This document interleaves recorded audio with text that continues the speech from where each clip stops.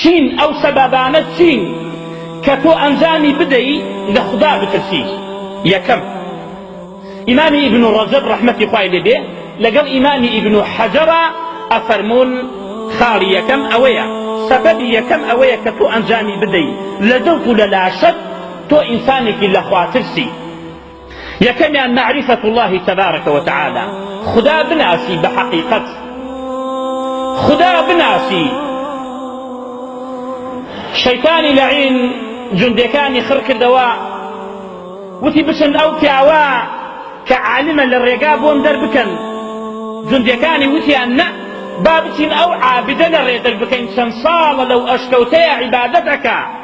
وتی من پێتان ئەڵێم بڕۆن ئەو عالمە لە ڕێ دەربکەن. ئەوانش ڕۆیشتن بۆ لای کابرای عابد، هەرچەندێ شەو نوێژ بکەی، هەرچەندێ خوا ناسین بکەی، کە تۆ خدا نەناسی ئیستفادە لەو عیبادەتت ناکەی زۆر.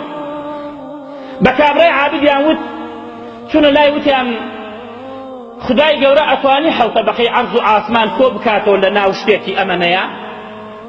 سەری هاوڵ و سەری برد وتی وەڵی نازانم، خدا ناناسێ. وتی وازی لێگەر من پێتان ناڵێم ئەوە هیچ نییە.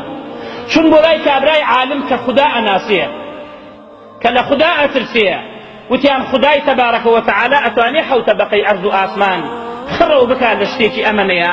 فەرمووی ئەتوانێ لە کونە دەرزێ و دەری بکە. ئەوە چییە؟ کەواتە براکانم، خدا ناسین براکانم خوای گەورە زۆر عەزیمە. پێغەمبەر صلی الله عليه وسلم ئەفەرمێت خوای گەورە ئیزنی پێم دا ئەو هەشت مەلائیکەی کەوا عەرشی خوا هەڵەگرن، ويحمل عرش ربك فوقهم يومئذ ثمانية.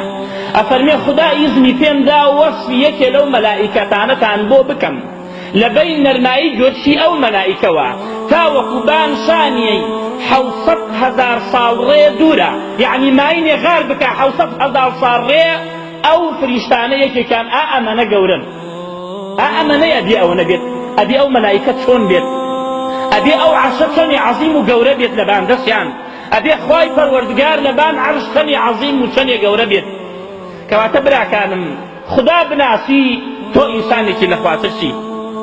خاڵی دووەم علمت هەبێ بە خدا، علمت هەبێ بە ئەسما و صفاتی خوا.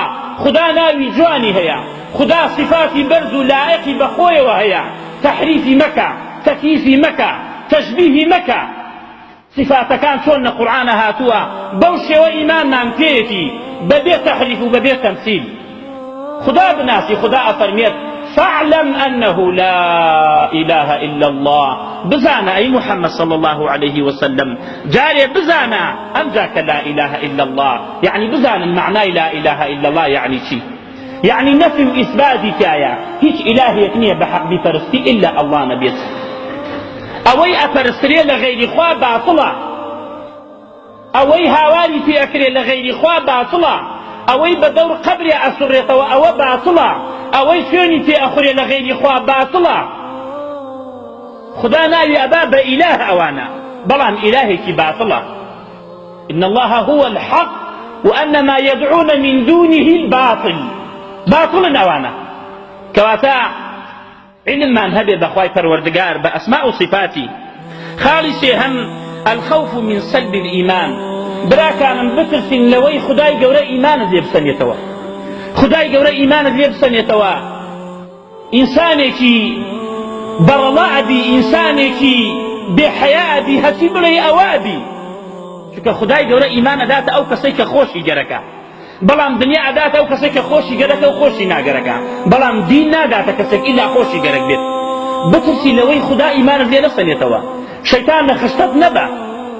پێغەمبەر صلی الله عليه وسلم بەڕێزترین کەس لە لای خدا ئەی فەرموو اللهم یا مقلب القلوب ثبت قلبي على دينك. سبحان الله، ئەیوت ئەو کەسەی کەوا دڵ قەڵپەکەیتەوە، خوایە دڵم سابت بکەی لەسەر دینەکەت. ئەو دائما ئەو دوعایە ئەکرد پێغەمبەر صلی الله عليه وسلم. ئەبێ براکانم بە شان و باڵی خۆمانەوە نەناسین. وكم من مرشد ضل وكم من عالم زل، چەنەها عالم هەبوو وازی هاون هەر لە دین، چەنەها کەس هەبوو ئیساکە نوێژ ناکە. براکانم بترسن لەوەی کە ئیمانتان نەمێنێت، اللهم إنا نسألك الجنة وما قرب إليها من قول أو عمل، ونعوذ بك من النار وما قرب إليها من قول أو عمل. اللهم إنا نعوذ بك أن نقول زورا أو نغشى فجورا. اللهم طهر قلوبنا من النفاق، وأعمالنا من الرياء، وألسنتنا من الكذب، وأعيننا من الخيانة، فإنك تعلم خائنة الأعين وما تخفي الصدور. سبحان ذي العرش والجبروت، سبحان ذي الملك والملكوت، سبحان الذي بدأ الدنيا ولم تكن شيئا ويعيدها كما بدأها. اللهم اغفر لنا يا رب العالمين، اللهم اغفر لنا يا رب العالمين. اللهم تقبل توبتنا واغسل حوبتنا وأجب دعوتنا وسدد ألسنتنا وثبت حجتنا واسلل سخيمة قلوبنا.